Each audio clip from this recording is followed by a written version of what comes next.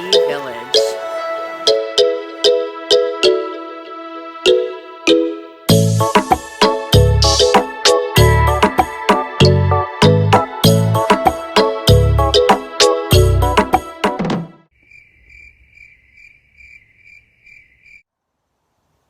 Hello, beautiful ADHD villagers.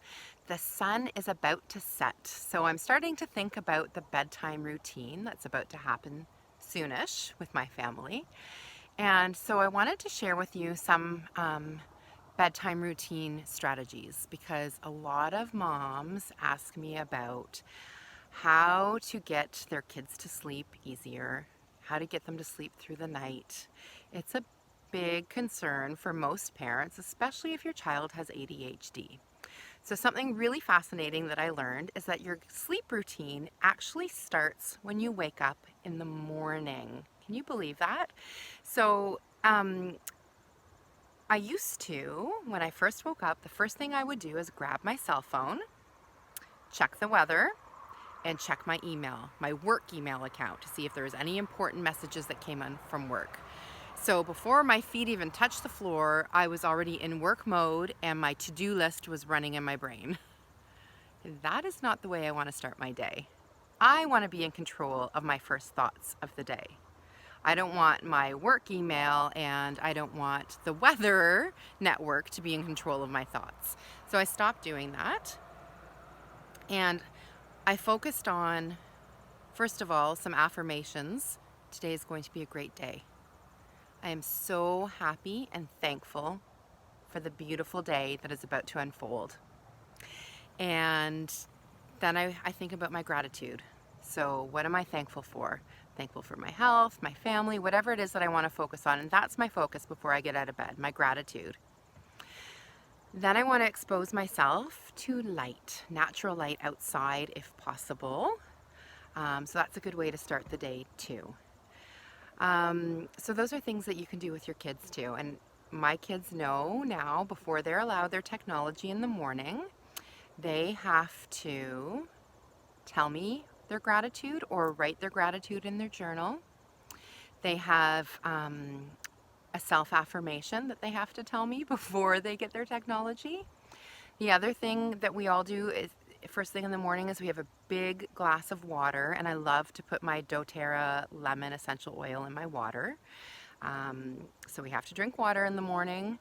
And my kids too, I tell them they have to get outside, even if it's for 2 minutes, and take some deep breaths of the fresh air. So that's something that we do. The self-affirmations, gratitude, drink water, and go breathe some fresh air. And so many benefits to that natural light first thing in the morning. So our bedtime routine starts in the morning. A few other tips and tricks for bedtime. Try to have your routine consistent, a consistent time, consistent things that you do at bedtime. So whether it's a bath and stories, snuggles, whatever it is that you do at bedtime, keep it consistent.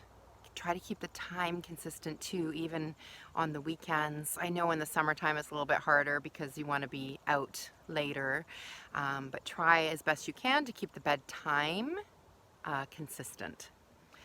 As far as supplements go, for bedtime, always, obviously, when you're doing supplements, consult with your healthcare provider. I have a pediatrician and a naturopath who I love, and I run everything by them first.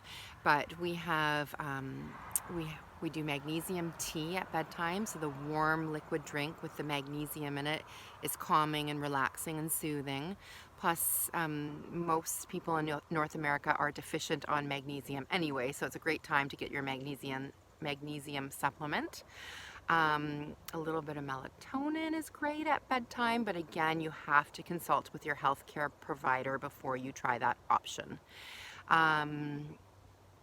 Also, if you love doTERRA essential oils like I do, I have a diffuser in my kids' bedrooms and in my bedroom, and often at bedtime I diffuse Serenity.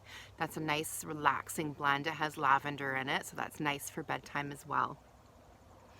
I love to use bedtime as a chance to snuggle up with my kids, talk about the day, maybe talk about the best thing that happened in the day. That kids often are willing to kind of open up and share right before bedtime. Story time is so nice before bed. My youngest loves for me to read to him before he goes to sleep, and right now we're reading some funny books, so it's great to get our giggles in before bed too. Not too much giggling, we don't want to get too wound up, but yeah, fun. It's fun. It makes the bedtime routine enjoyable because he's really looking forward to those stories before bed. If you have kids who are having a hard time falling asleep, some deep breathing before they fall asleep can be very calming for the nervous system.